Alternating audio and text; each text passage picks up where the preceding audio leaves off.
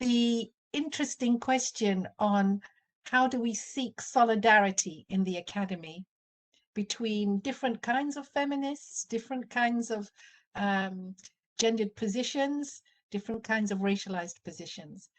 And I really love this quote by Audre Lorde. And here she says, you know, actually, it's not as complicated as we think, because she says, it is not our differences that divide us.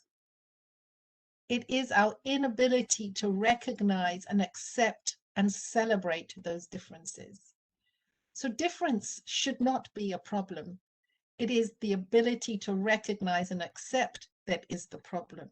And this is about power and positioning and dominance and marginality in our debates around different kinds of feminisms, and how we treat that and think about that in our pedagogies and our practices in higher education. So I want to begin by thinking about how can we decolonize our eduscapes. I really like the idea of eduscapes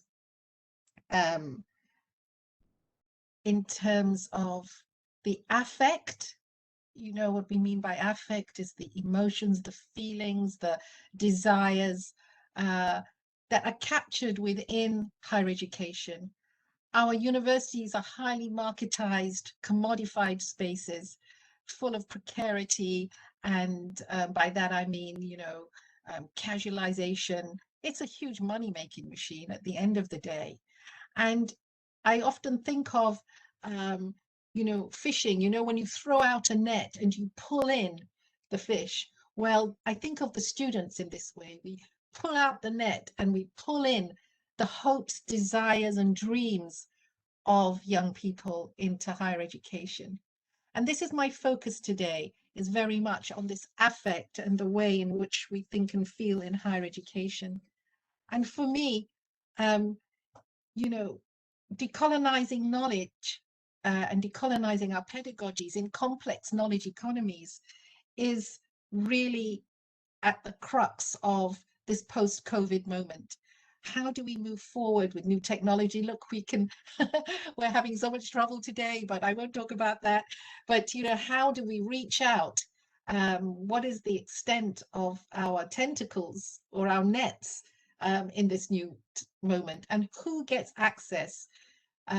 One of the things that that's really come up in this post-COVID moment is that it is those who are already disadvantaged, Black and minority ethnic people, diasporic people, migrant people, racialized people, particularly in communities that are being disadvantaged and discriminated against.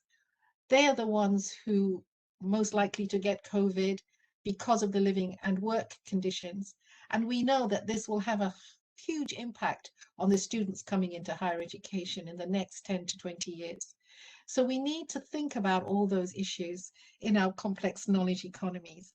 And how do we change and adapt our classrooms on these borderlands of change? Because I think we are like in a revolution, a technological revolution, but also a social and political revolution. And one thing that we do in higher education is we often talk about what we do, how we teach, but we very rarely talk about our identities, who we are. And my position as a Black feminist thinker and writer is that we need to actually place the body, who we are, at the center of our analysis. The lived experience is really important positioning for us to start this debate. So when we place identities, who we are, at the center of this analysis, we need to think about how do we express and experience our hopes and dreams, again, around affect, in these complex institutions. How do we navigate inside these? I call it the teaching machine because it is a machinery, how do we find cracks in the system? And by that, I mean, with bureaucracy and complex knowledge economies, um, you know, often tutors and students say to me, you know, I've lost the fire in my belly, the campaign for social justice that I came into higher education. You know, it's being knocked out of me because of the amount of bureaucracy, the amount of rules, the amount of the monolithic nature. By that I mean, you know, the heavy institutional structures. How do we find spaces to make changes, to relate to our students, and to share practices? And I also think, finally, we really need to, and I'm going to talk about this, what are our pedagogies of resistance in these spaces of higher education in order to navigate these cracks in the system? And I like that idea of little spaces where we can make a difference, because the whole story of decolonizing and the massification of higher education, when you're just a professor or a tutor or a researcher or a student, it's so hard to think, how can you initiate change? So what I want to focus on today are our pedagogies of resistance, our other ways of knowing and being that sustain us in our yearnings for social justice and for equality and anti-racist practice. This is a picture here of the students at Oxford University. And in 2015, I mean, a lot of people talk about Black Lives Matter as a watershed moment, but the students were campaigning long and hard for equality through various things like, this is I Am Too Oxford, where the students held up posters and said, I am too an Oxford student. Please don't speak to me as if I'm a foreigner. Please don't try and touch my hair. All the microaggressions, you know, my father is not a drug dealer, you know, all these things that they were being asked by other white students. So they had campaigns, and it was global. It was in Harvard, in Australia, in Canada, in the white settler societies where still it is difficult to be a minority in white institutions. And of course, that's true for Germany as well. So the students campaigned for Rhodes Must Fall, pulling down the statues of racist histories, which dehumanized and diminished their sense of self and their own histories from their cultures, and undermined their own moral worth. And then so the students also asked for campaigns for, why is my curriculum white? Why is my professor not Black? So these have been going on for at least 5 to 6 years, these campaigns, and headway is slow. Universities are very good at co-opting ideas like decolonizing and bureaucratizing them, and if you like, it's kind of almost like a colonizing those notions, which started off as radical, but become institutionalized. So at this post-race moment, what do I mean by the post-race, post-feminist moment? Over the last 60 years or so, we've had a lot of legislation, civil rights in the USA, legislation in the UK for equality, race equality, some of it very progressive. We have the EU, you have legislation in Germany, not to, you know, so in law, legally, it is, you know, you cannot discriminate. But actually, as Sarah Ahmed says, these kind of policies around diversity and equality have become a performance, a performativity, if you like, so that a university could say it's non-racist and inclusive, put all the students on the brochures from different countries, you know, market itself as diverse, but actually very little has changed. And we know this over the last 60 years. Equality gaps have not closed. Students in Britain, for the last 30 years that we've been collecting data, perform 20% less than the white students when it comes to their degree results. It is a continual problem, and it's located within the classroom and the teaching and assessment practices in our universities. So we know that even though we're told this is a post-race moment, there are Black middle classes, some communities do well, we're told there's Barack Obama in the White House, you know, and all those, there's a middle class, as I was saying, across Europe, a Black middle class, ethnic diverse middle class. So we're told that now skin color, unlike in the 20th century, where there were actual Jim Crow and apartheid laws, that skin color, we're told, is no longer an impediment to equality. But this is a fallacy, as I was saying. And there is a huge backlash against the equality legislation, and we find that there is a lot of white hurt and white fragility. It's seen that we're giving a special pleading or a leg up through legislation.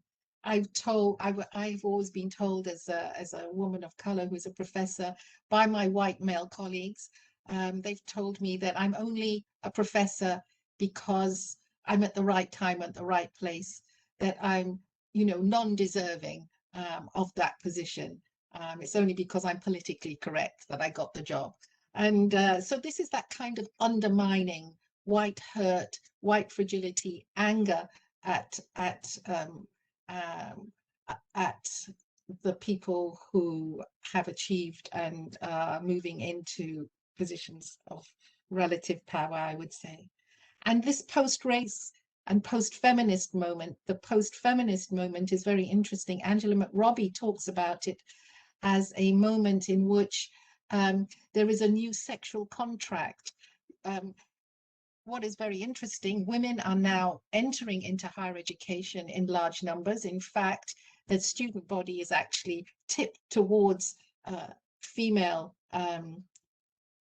students, 52%, so there's more than male students. However, again, like the racialized journey, are not, you know, they're on particular areas, health, social sciences and humanities. Their degree results are not quite the same. And even though there are many lecturers and professors who are women now, this is seen as you know, we're seen to have more choice, we're seen to be present, but we're still not having power. And so we're seen as post-feminist and post-race and post-COVID. And let me move on. So how do we then think about our curriculum, and how do we engage with different knowledges in this new knowledge economy? Well, I do think that whose stories are told and how those stories are being told in our subject matter in gender studies is really absolutely important. You could tell different people's stories, but it's how you tell those stories. I have a student who I examined for her PhD, and she called her thesis, was on mothers of Black African Caribbean children. And that's a large community here in Britain. And I'm also from the Caribbean. And she called her thesis, "I should have been proud, but I was ashamed," and which was a quote from a mother who was saying that even though they were teaching about enslavement at school, her child was being bullied and harassed and being called no more than a slave, because it was so poorly taught that slavery was nothing but, you know, well, it is undoubtedly a brutal system, and plantocracy was based on, you know, the dehumanization of Black people. So when it was taught, it wasn't taught with any understanding of resistance and agency of enslaved people. So hence that quote, "should have been proud, but was actually ashamed of the way it was taught." So I love this quote by Lata Mani. She says that the disjunctures between how I saw myself, she is a woman of color, a post-colonial feminist, and she says the how she saw herself was different than the kind of knowledges about her that she kept bumping into the West. And this opened up new questions for social and political inquiry for her. So she's saying she had an idea of who she was, but she was being discussed and talked and objectified.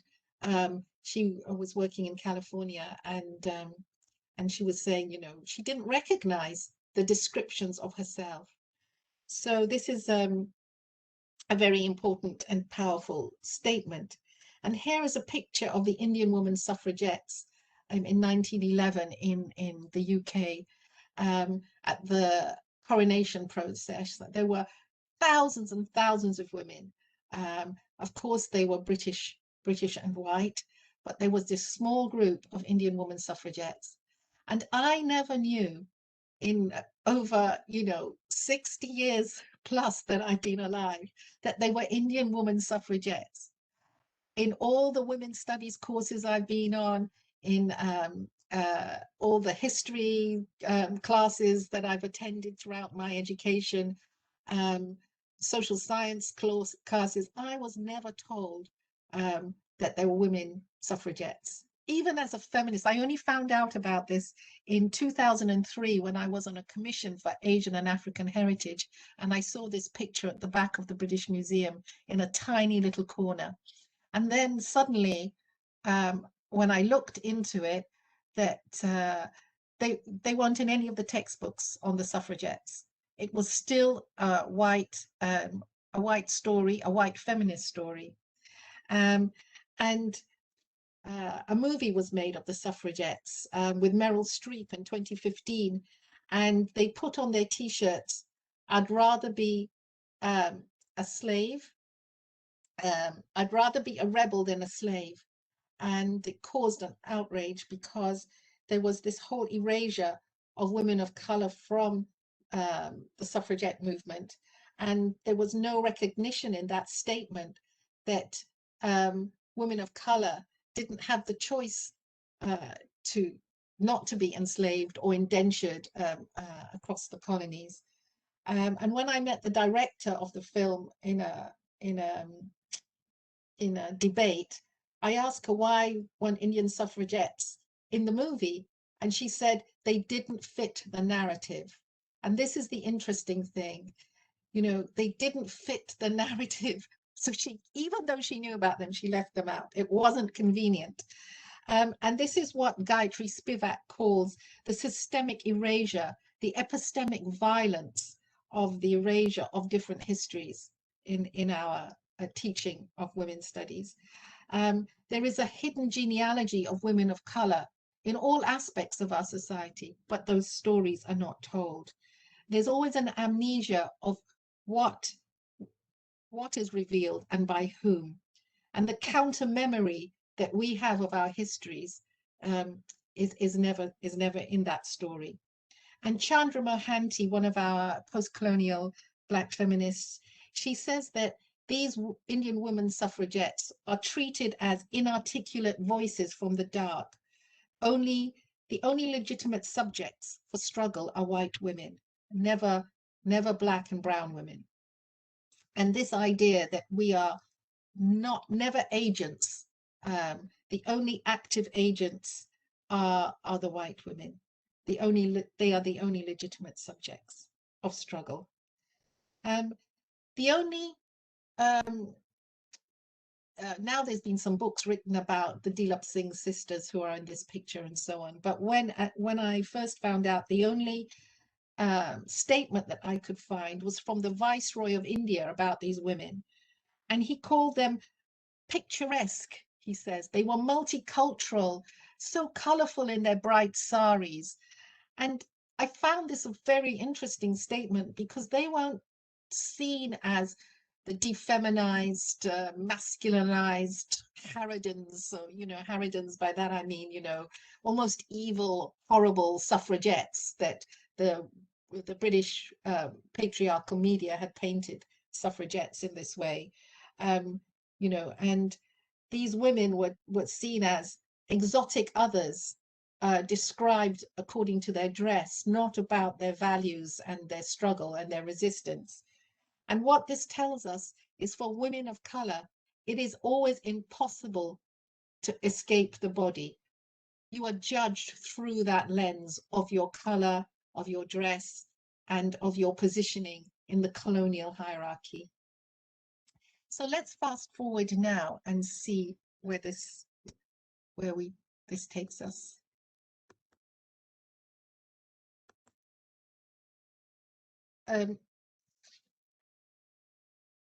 Sorry, did I miss a slide? No, I didn't.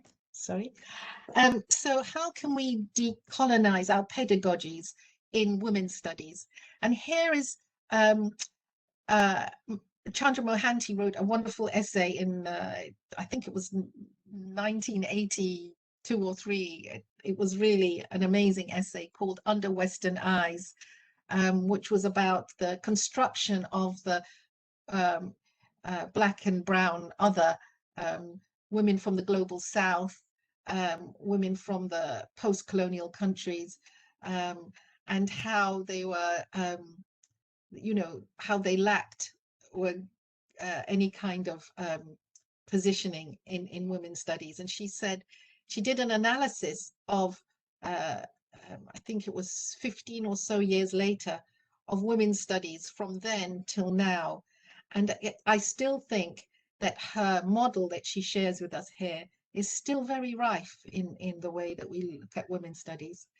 And she says that Linda Alcoff, who is also a Métis woman of mixed heritage, and she has written, again, a wonderful essay, and it's called Speaking for Others. It's a great essay and you must read it, but she says in that essay, if perpetually seeing race was all there was to understanding racism, then the remedy would be just to unlearn such seeing. What needs changing is not the seeing of race, but the ideology behind such visual perception. This is such a great statement because, you know, anti-racist practice and my daughter, she always tells me what woke means, W-O-K-E. Woke means being alive to racism, being understanding, being on message. And what I hear a lot from a lot of my students and I do a lot of work in schools, and they say, I'm not racist, like a declaration. And the belief is, if you say you're not racist, but somehow you aren't racist, but you are, because just declaring it and saying you are not racist does not actually tackle the ideology behind the visual perception. The idea that some of my best friends are Black or some of my best friends are Turkish or whatever doesn't cut it, because if structurally and in society you do not get the jobs, you do not get the opportunities, then racism is part of a systemic and structural system, and it isn't just about the visual perception. And in this model, Mohanty says, when she looked at women's studies, there were 3 ways in which it could be taught and is taught. And she says the first way is what she calls the add and stir tourist model. And I have found this to be a very rife and popular model. And the idea of the abject other, the seeing, let me just check my notes here. Yeah, the idea of sort of crafting the third world. You add in a story, maybe forays into other people's lives. Maybe she said, particularly looking at sexist cultural practices like dowry murders or FGM, female genital mutilation, or something, the exploitation of women in their own societies. And she says, these forays into other people's lives, maybe it might be 1 day a week, it might be 1 hour in a session, in a course, and it's always that the women are never they just sort of added in and stir the pot. And she says they're always seen as the abject other, you know, something terrible in their lives is framing their lives, almost like they need saving. And I've been working with a university in Europe, I won't say the country and the name, and they were very happy to tell me that they have a big course on fashion and design, and that they made the students sit down, and it's a majority white university, and they made them sit down at the sewing machines and not get up without permission to go to the toilet or to go and eat or to do anything. They had to sit just and experience the conditions that Indian women or Turkish women or Mexican women would have in the factories where they are exploited, and to make us clothes at a very cheap rate that we all wear. And they thought that this was a great pedagogic thing. And I think it's very much the tourist model, which is exploitative and dips in and you know, sees these women as the abject other. It doesn't actually change very much. And then the second model that she found was the explorer model, the them and us, the colonial gaze. And this is the idea of cultural relativity. It's really a model that's underpinned by a kind of concept of multiculturalism. You know, them and us, you could live separate lives. So in your own co-constituted worlds. And this idea of cultural relativity is very much something like area studies, where you might have Latin American studies or Africana studies or Pacific studies. So you separate them out and you see them as a separate area. And these foreign women are subject and object of study. They're outside the nation state, and it separates them off. They're not seen as co-constituting the conditions of the white nation state from which you are gazing upon them. And she says, finally, what we need to move towards in higher education is solidarity model. And this solidarity is the co-constitution of the local and the global. And she says this, until we move to this model where we look at the impact of capitalism on and globalization and capitalism on the local conditions of women and other cultures and societies from the global south, then we cannot move forward. She says this co-constitution, they are there because we are here.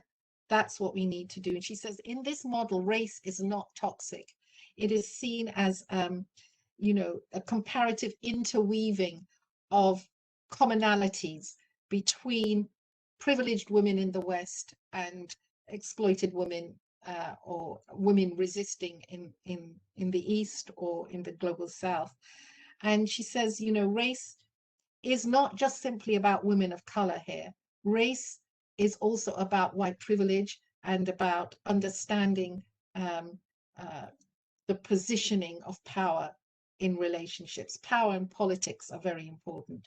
For example, you know, I had a student, she was doing a study on the Twitter feed, why Solidarity is for White Women, it was called, this Twitter feed, and it was a few years ago, and she was saying that, you know, there was one quote, you know, that white women often care more about their organic strawberries than the conditions of the women that have to pick them. And so, you know, you can want to be a vegan, but you might, you know, the rainforest in South America is being decimated to grow the soya beans, you know, to sustain a new kind of diet. So and popularized diet. So, you know, there's always the co-constitution of privilege and power and exploitation. And she says that is about looking at global capitalism.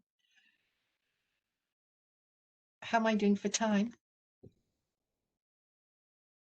I want to just bring us up to date to look at the idea of race and faith, and the idea of race and faith and gender, and how that plays out in the classroom. Looking at some research that I did a few years ago on teacher educators. And this is a story here of a young Muslim woman, and that's not the picture of the young Muslim woman, that's just a shot of a Muslim woman. But a young Muslim woman, she was training to be a teacher, and her tutor was failing her. And he was failing her because he said, Muslim women make poor teachers. They are too passive and acquiesce to teach effectively, meaning that they are, you know, not robust, and they don't, he says, you know, they acquiesce, which means they give up and they give in to teach effectively. And the tutor insisted this was an accurate assessment. The white male tutor, he was a young white man, he said this was an accurate assessment of all Muslim women teachers. So women teachers everywhere in the world have these qualities. And he admitted he was harder on Kalila for this reason. He was failing her for this reason. And this is what we call the white savior syndrome. He's trying to save her from herself. And what is interesting at this moment is that, yeah,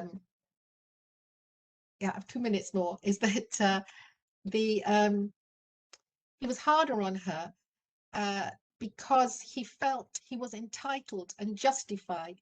He felt that he had the authority, legitimate authority, to judge her. And this is something that has happened to me as a student here in Britain. I was on, you know, doing very well at university until I was failed by a white male tutor who, you know, I appealed, but, you know, in those days, this was in the 1970s, there was no sense in which you could appeal to the decision. And he failed me because he wanted to teach me a lesson. And what was interesting, he was a white anthropologist, male anthropologist from Sweden, and he was married to an Indian woman.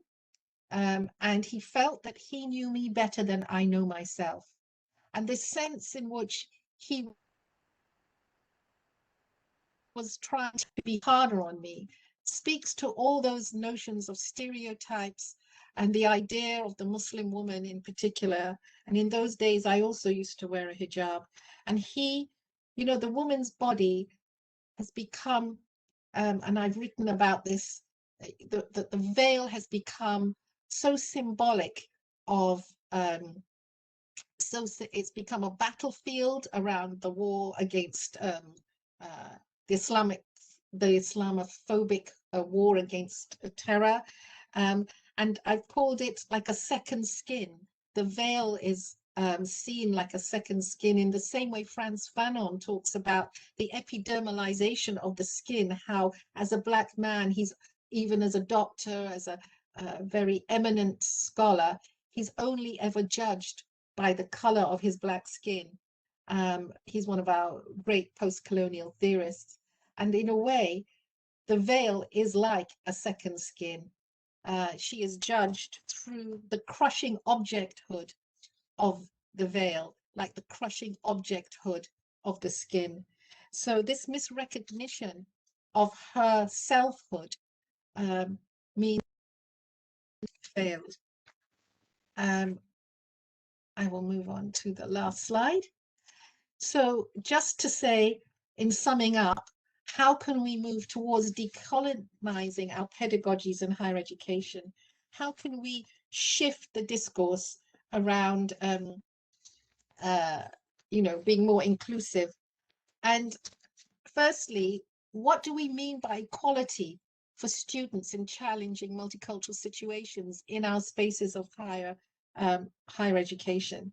And by that, I mean, you know, when we talk about equality, it's a liberal democratic notion of leveling up, of us being treated the same with the white male comparator. In law, we use the white male comparator as a form of equality in the Equality Acts.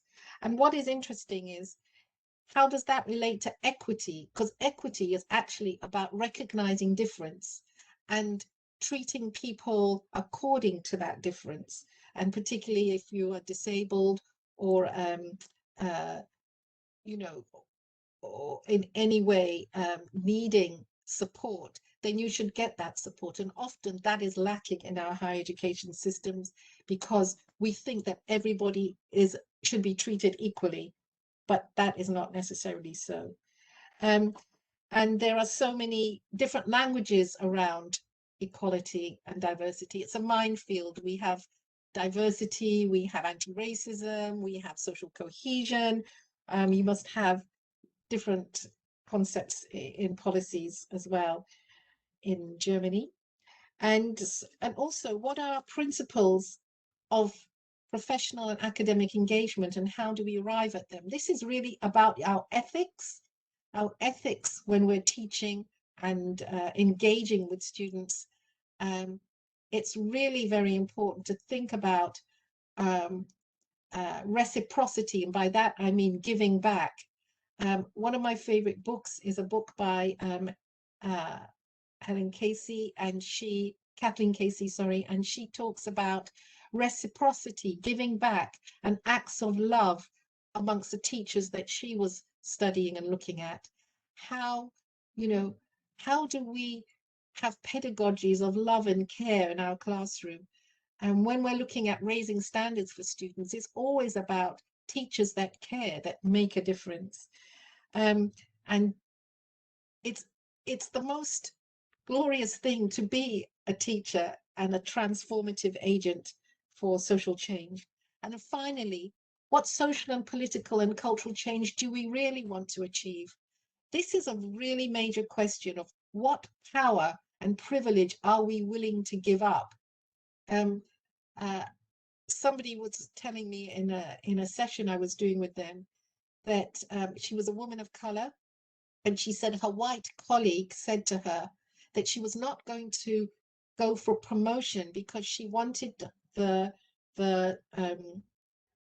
woman of color to get the promotion. So she was being a true white ally, she was saying, I'm going to give up my opportunities because I know I'm privileged so that you can have that opportunity for promotion. And I think that is a powerful position, but a difficult one. And finally, I'm going to leave you, as we started with a quote with Audre Lorde. Here is a quote to end with. The failure of academic feminists to recognize difference as a crucial strength is a failure to reach beyond the first patriarchal lesson. In our world, divide and conquer must become define and empower. It is a beautiful quote, and it's telling us to actually look at the part of the oppressor within us, the patriarchal lessons of divide and rule. We must overcome those. So thank you very much. So, and thank you, Heidi, Mirsha, for your great talk, and also for bringing us to think about how to give up privileges, but also how to constitute it, or how to co-work together and build solidarity that is a practical one. So I choose to talk today about the university, and especially how migration policies affect the university and how we can discuss forms of racial violence within this context. I have, I'm sorry, I can't move could you move the next slide, please? I will try to. Can I do that? I mean, I can't do it, I think. I know move it. Encarnación, you're also able to do it on the left side.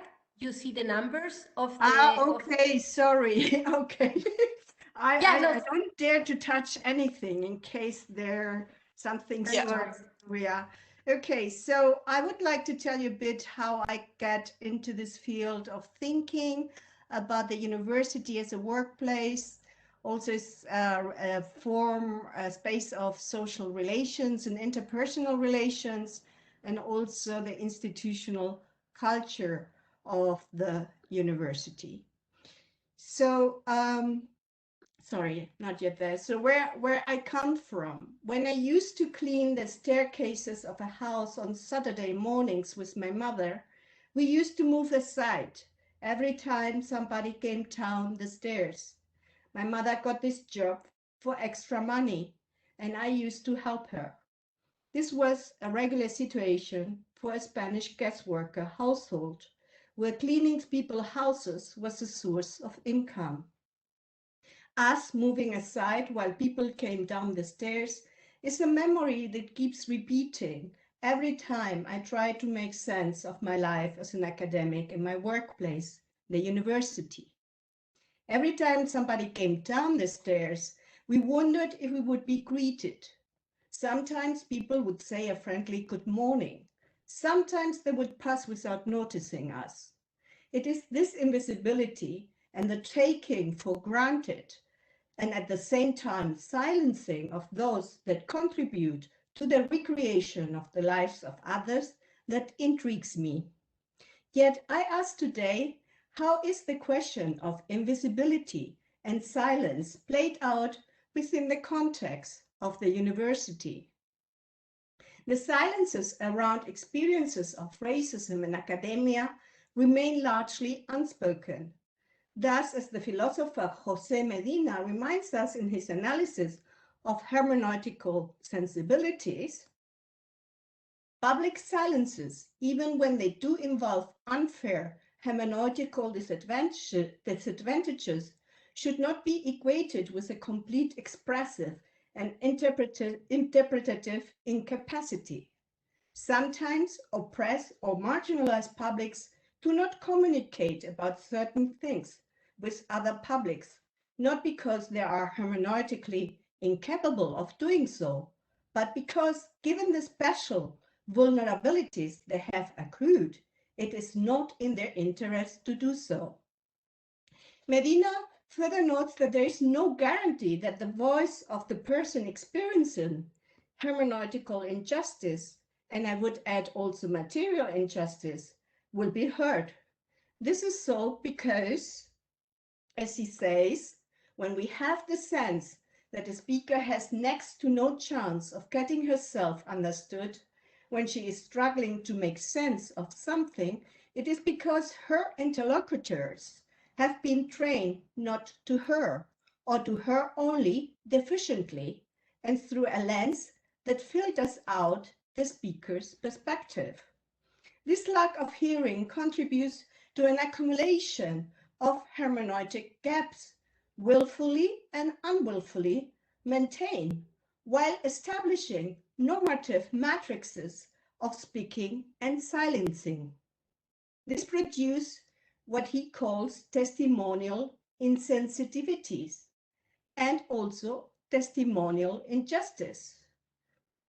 Because, as he further says, the persistence of hermeneutical gaps renders certain voices less intelligible and hence less credible than others on certain matters, and their attempts to articulate certain meanings are systematically regarded as nonsensual and hence less credible.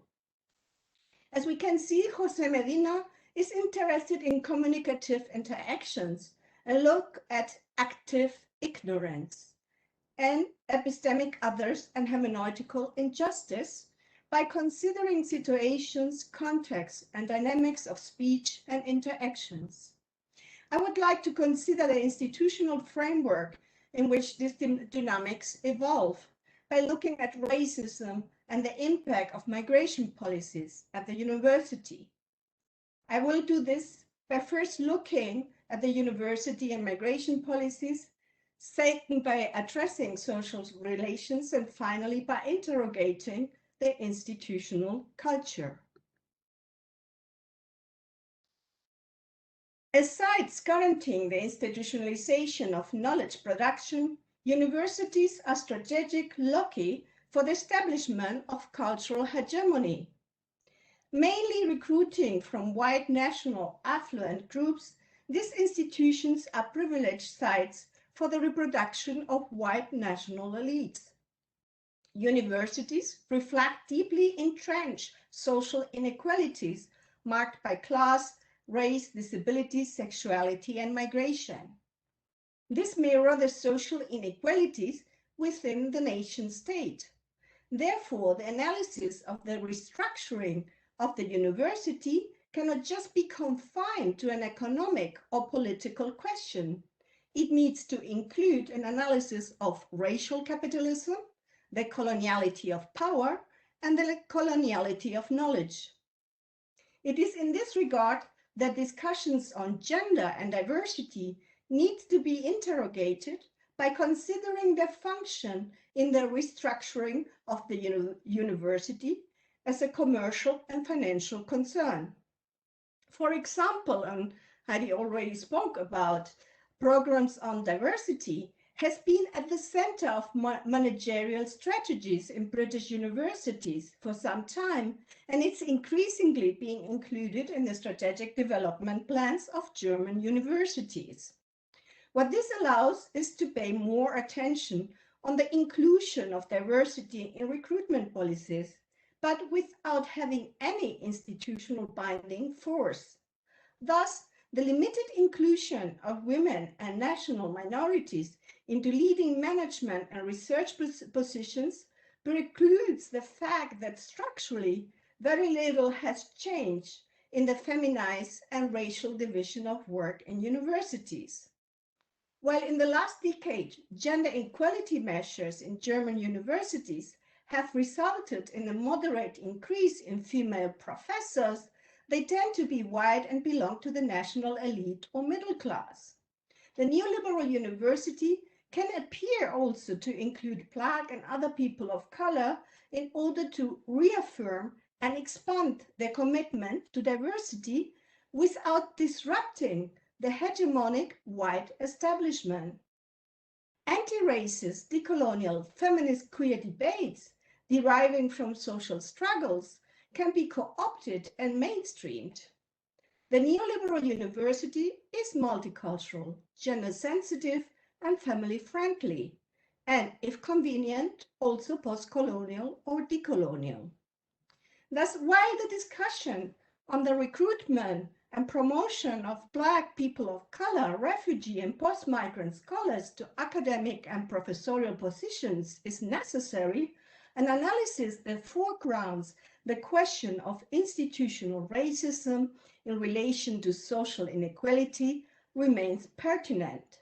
This is so because the neoliberal university is a space of social struggle, and as Mike Laufenberg puts it, self-criticism granted, sorry, I noticed this is not, okay.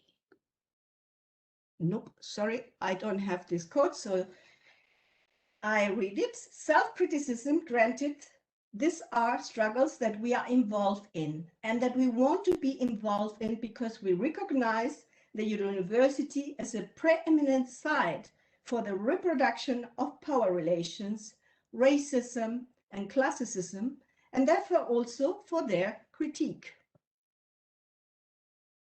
So let's continue with work relations in regard to racism and migration policies and histories. Universities in the United States, the UK, Australia, France, the Netherlands, the Scandinavian countries, as well as in Latin American countries such as Brazil, Mexico, Colombia, Chile, and Ecuador, are orienting themselves towards a global higher education market. Currently, this process is also visible in Germany.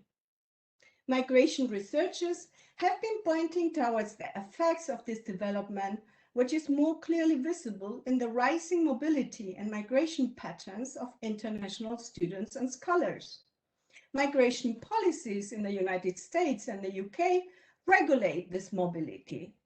Thus, the university is not free from the logic of exclusion inherent in migration policies.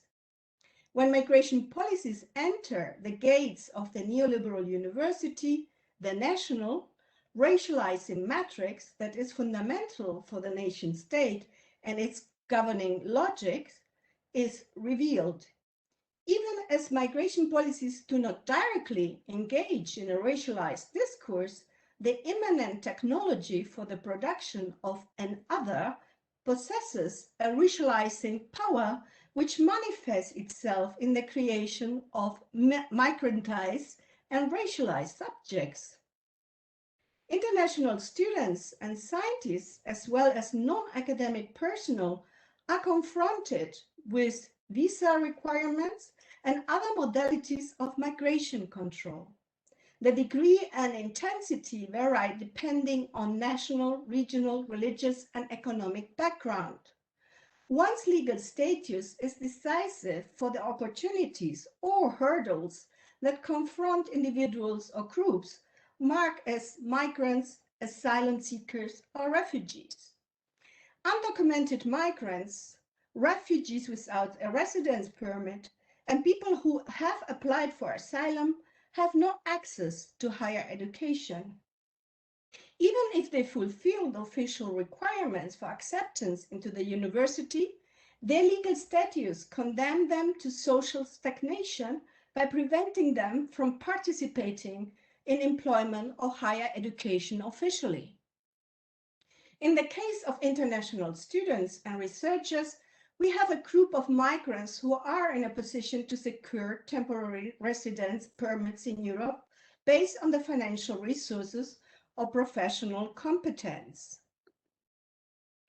However, depending on their national origin, they are not safe from the discrimination by means of anti-migration rhetoric and migration control policies. The degree to which international researchers and international students are subjected to controls varies depending on the different bilateral and transnational agreements between the host country and the countries of origin. For example, students from the United States, Canada, or Japan do not need a visa to travel to Germany. Simultaneously, students from Eastern Europe, most countries in Latin America and the Caribbean, Africa and Asia have to apply for a visa and have to overcome a number of restrictions on arrival and during registration for the respective programs. The degree of control and the restrictive dimensions, again, may vary depending on national economic and political interests. In their study on racial discrimination against international students in the United States, Jenny Lee and Charles Reitz found that students from the Middle East, Africa, East and South Asia, as well as Latin America, face a form of racial discrimination that Lee describes as neo-racism. Lee differentiates between direct forms of racial discrimination, such as legal hurdles and the restriction of personal freedoms, and indirect discrimination through unequal treatment. In the European context, migration surveillance and control technologies at the university are not only mediated by political regulations, directives and measures, but also by casual, everyday racism and stereotypes. Institutional racism is thus experienced as both of these levels.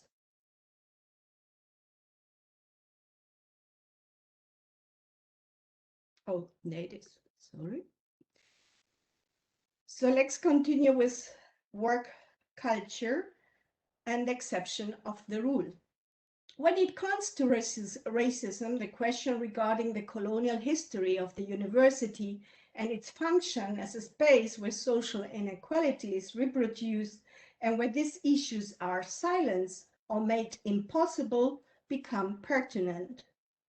On the other hand, as Emily Gufia-Kesse, Vanessa Thompson, and Karim Feridoni argue, the neoliberal university has found ways to talk about racism without talking about racism.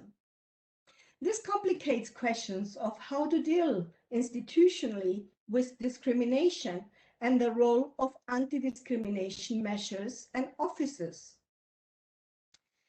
As it has been pointed out in regard to institutional discrimination and institutional racism in German school, anti-discrimination offices need to be appointed and work independently from the university administration.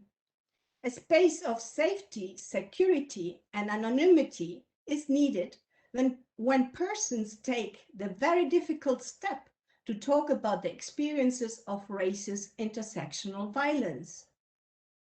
The discussion on institutional racism is also always a discussion about daily experiences of discrimination. It is not always about explicit exclusion. Indirect discrimination manifests itself in daily interactions in which some people become projection surfaces, objects of the gossip factory, and of practices of exclusion and neglect. These practices contribute to the overlooking of those made into projection surfaces for these subtle attacks and who are thereby discredited. On the other hand, those who orchestrate these subtle attacks constitute the sense of belonging to a clique in a process of white bonding or hegemonic bonding. These everyday practices immobilize people and make them sick. Some even leave the university because they cannot handle it and do not see any career perspectives. Students may drop out or develop a consciousness that frames the university as its own world that has nothing to do with them, and not as a place where they can explore their identities or as a potential workplace. For PhD candidates and postdoc, these dynamics are aggravated by the lack of institutional support. Racism in the university cannot simply be eradicated by employing more Black people of color or migrant and refugee people, even though this is in itself would be a huge improvement and should happen. But this is the case that as long we don't change the structural discrimination, we also won't change the emotional landscape that make certain spaces unlivable for Black, people of color, migrant, and refugees. Institutional racism refers also to subtle mechanisms that degrade and question certain people's right to existence.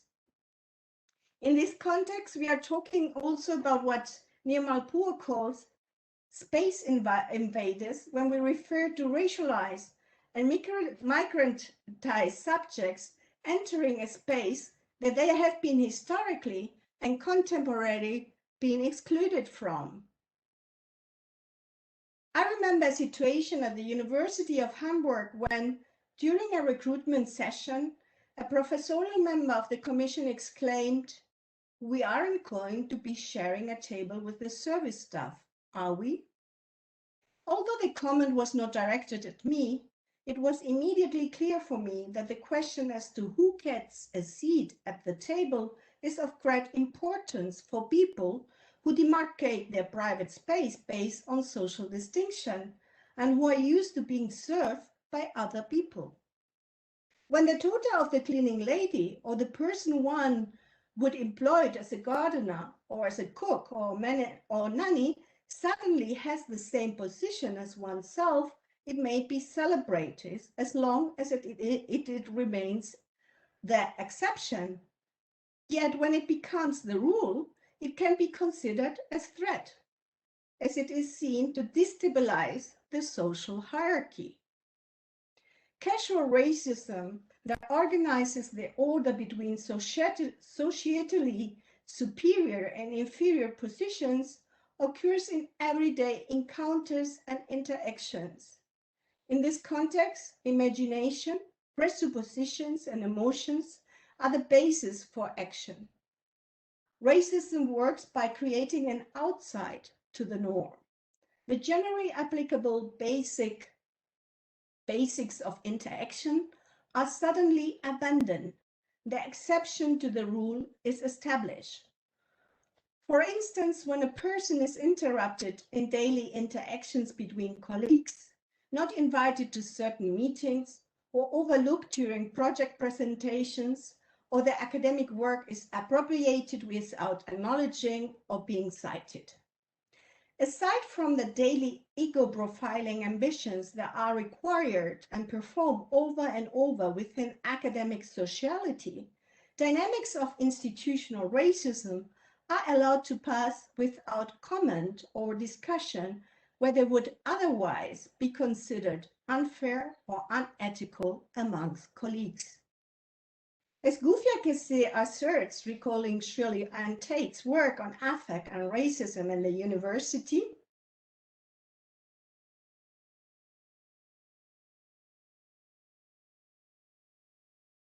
the everyday nature of racism makes it difficult to put your finger on it, making it almost impossible to address. A frustrating experience. From this subject position, I have observed the eloquent silences surrounding it, especially from white colleagues. The palpable blatancy and eloquent subtlety accompanying these performances construct the other as pathological, seeing what does not exist or cannot be seen, basically as schizophrenic. This might sound controversial, but I'm beginning to realize that such racialization cannot be squarely addressed with white colleagues by branding their actions as racist, even while we all know what lies beyond the tip of the iceberg. And herewith, I like to end my input today, and I'm looking forward to discussions and exchange. Thank you.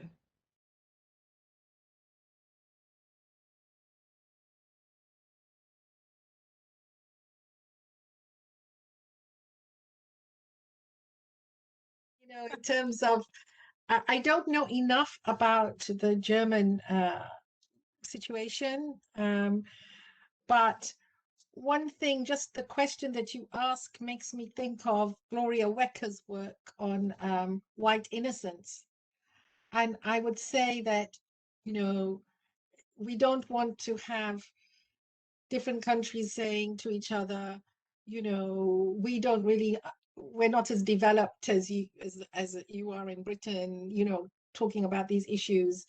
And somehow that's a kind of innocent position, because the problems, I would say, are the same everywhere. It's about the lack of discourse around it, and the fact that we talk about the issues maybe more openly, or not even openly, but the issues are highlighted in Britain, doesn't mean that we're any further ahead. In fact, we're more entrenched. And because this is what I was saying about the chameleon nature of the of racism. You know, you can attack it, but it comes, you know, so for example, the students have demonstrated against you know, the racism in higher education with all their wonderful uprisings, but the university goes like, yes, we're listening, we will do something about it, and the next thing you know, they have policies on decolonizing, they have policies on closing the attainment gap, they have policies on everything, but nothing changes because of this what Sarah Ahmed has called performativity of the ability for policies to be, papers to be pushed around, lectures to be given, but actually still very little equality on the ground. Yeah, Okay, thank you so much. Encarnacion, do you want to add something? Yeah, I don't think that there is no discussions in Germany. There are a lot of discussions and for a really long time. I think what I can see from the German context is that there is a hard time actually even to listen to what different groups have been working on for a really long time in discussing racism in the society, but also in the institutions. And for example, there are the gender equality offices in the universities, and more recently, there is also the diversity offices. But we don't have discussions in the university. And my university, for example, just passed a few weeks ago an anti-discrimination guidelines, and there's an office too that I don't know yet. And so, but what we don't see is a discussion on racism, for example, in the university. And I think this is very peculiar also to the German context, though since last year, as part of the Black Lives Matters movement, also in Germany, all of a sudden racism was in the media, and also Black German intellectuals and Black intellectuals in Germany were in the media talking about racism, and other intellectuals that are working and activists working in this field for really decades, all of a sudden we're speaking in talk shows and in some newspapers. Mm-hmm. So discursively, there is a change, but structurally, I think we have a long way to go. And it is not an easy position to be in either when you're doing this work. So I think because there is not a consensual understanding of that there is racist violence happening in the everyday. And I've done different projects where we try to talk to students, where we try to think about offices of anti-discrimination. But I would say the institutional support is very, very thin. No? So it's something that we need to approach collectively, and it's great that you're organizing this conversation, because this is also a way of starting or continuing the conversation. You both related to gender equality policies, diversity policies already in place.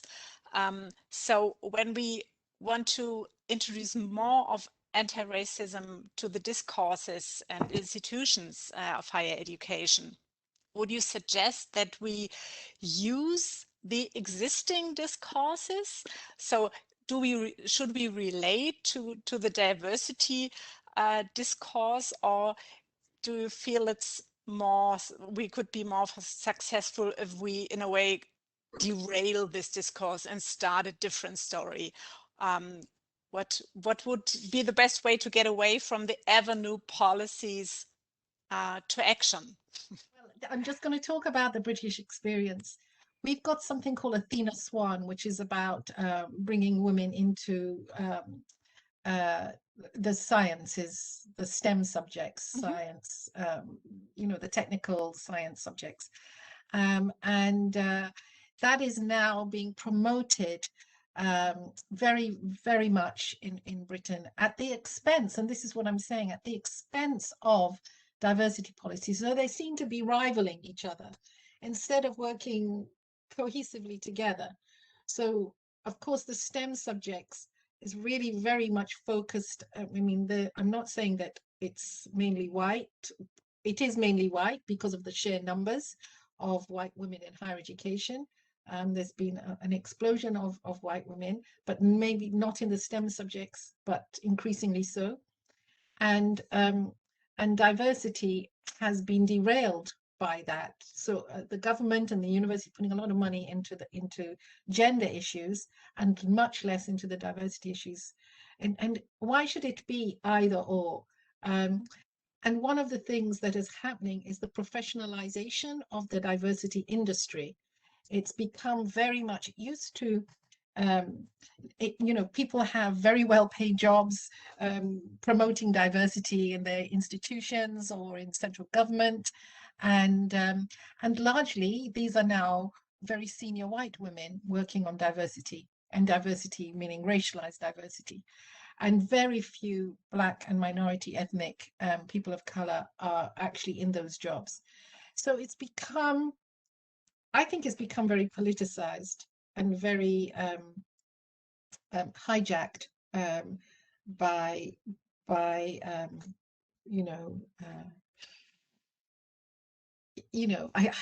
I find it very difficult to actually celebrate the diversity that we have in the UK. It hasn't changed very much, and yes, and it's become professionalized. It's become an industry. Have policies in place that address the form of structural violence that they aim to address, and also to transform or combat, So I think the diversity for me, the genealogy or the kind of how it came into play, at least within the German context, I don't see any relationship to the struggles, the anti-racist struggle and decolonial struggles to actually talk about intersectional racist violence. And so I would prefer that we start to talk about racism, institutional racism, that we start to talk about independent offices of anti-discrimination, really independent, because our gender equality offices are not always independent. So they very often depend from the administration. So it's a question also of power relations and the status quo. What might be possible in one university, like for example the Ali Salomon in Berlin, in Potsdam, where there are very progressive policies in place, and other universities where the structure might be very hierarchical and authoritarian, and very little is possible. I mean, that's the specific landscape of Germany, where universities have quite an autonomy, and the same in other universities too. So it's part of a network of actors pushing this kind of conversation, and also social justice, and also distributive justice politics. So I do think that we need to politicize this, or it is a political field, and we need to keep close to the fact that it is a political field. And some might also see that outside the academia, outside the university, might be a better place to struggle against racism, because they don't see the university as a place where they can where they see some change happening or some kind of movement. But there are so many people working in the university, and the university is already differentially, racially, gendered structure and class structure. I started my talk with the cleaners, and also the university are cleaners. So we never talk about the outsourcing of cleaners in the university. But other questions, I mean, it is a society, it's a microcosmos of the society itself. And the question would be, what happened with the actors in this university, and how can there be a group of coalition doing the work towards transforming, or working towards social justice? That's how I would put it.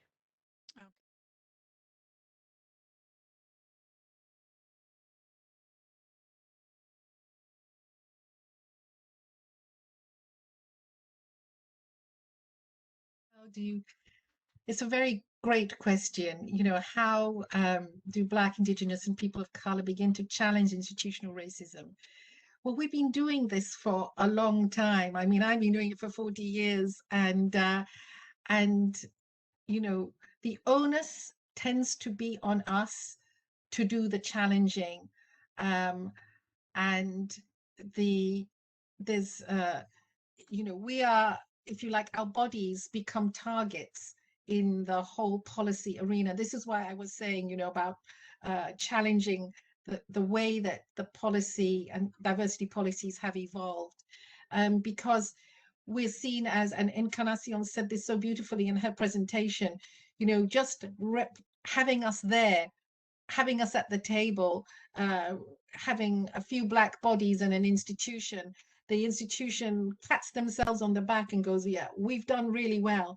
But what is it like to be one of those few people of color, the one in a million, the one that everybody turns to look at every time an issue of race is brought up, as if you are the world's expert? That has been the story of my life, and it is traumatizing. And I see there's a question about, trauma and those microaggressions, in the sense which we have to answer for all people of color, and we become, our bodies become targets. How many can we get in? I'm always invited to give the speeches at very visible, when there's graduation or whatever, because it shows the university is diverse to have me there. But actually, I'm just a ticket, a meal ticket to the university, saying that they are diverse. And this idea of feeling safe, the idea of safe spaces in our universities, often we're told have a minority network, so all the members of staff could speak together. But we might be from different disciplines, we might not even like each other. Why, just because we are people of color, should we be in a network? And these networks go nowhere. Maybe we might co-mentor and support each other, but we're not in powerful positions. What we do need is people in powerful positions to mentor us. I mean, universities are absolutely 100% medieval institutions where nepotism and networking is how you get on and get by. And whether you're not an early career researcher, or you're going for a professorship, or even a student, it's all about who you know, not necessarily what you know. And so, let's be realistic about that. Feeling safe, giving us so-called safe spaces to talk amongst ourselves might be one thing, but also I did some research looking at safe spaces where white students and Black students were expressing, very racist ideas, and the white students were, talking about, how Black people think differently, operate differently, and it's very demeaning. And so you can have a safe space, but is it a space where people are allowed to express racist ideas? And Zeus Leonardo and Porter have written a wonderful essay on, they can never be safe spaces for Black people in white institutions, because we're always told to tell our story, and we're asked, yes, tell us what we should do, tell us how we can be better, white people, tell us your story. And it becomes all about us, social justice pedagogy, tell us your experience. And I find that also very traumatizing and difficult, because the race we live in fundamentally racist societies. They are based on the notion of difference and distinction, racialized difference and distinction. And that's not going to be solved just by asking us how do we think and feel. So I think that safe spaces are highly problematic, and who regulates them are the questions. But I know that as a woman of color and a professor, that outside of our institutions, we network amongst ourselves, with other women of color, and that's a very powerful space. So finding your networks beyond the institutional networks can be very healing, as somebody was asking about healing. I know that in Canada, I visited in Winnipeg. The university had, the Indigenous scholars had set up their own separate section of the university. And they felt that that was the only way that they could, you know, have respect and have their own space away from physically. It was actually physically away from the main buildings, where they could practice their own systems of belief, systems of respect, systems of knowledge production amongst themselves. But then separate does not always mean equal. How is that knowledge then, you know, taken over to the main buildings and into their curriculum and everything? You know, it's given a lesser quality, it's given a, you know, by the white institution, it's given a lower ranking. And so separate institutions, I know in America, you know, the post-civil rights, historically Black universities have been set up. Again, some have done very well, and a lot of Black students have risen up the hierarchies in their jobs and so on.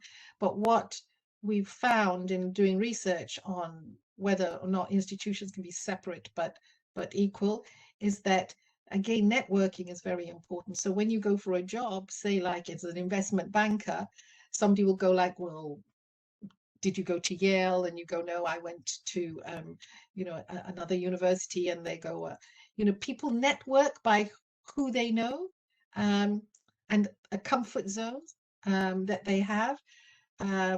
That's why if you look at our political systems, they all, particularly in Britain, they all look like each other. So people recruit people and feel comfortable with people like themselves.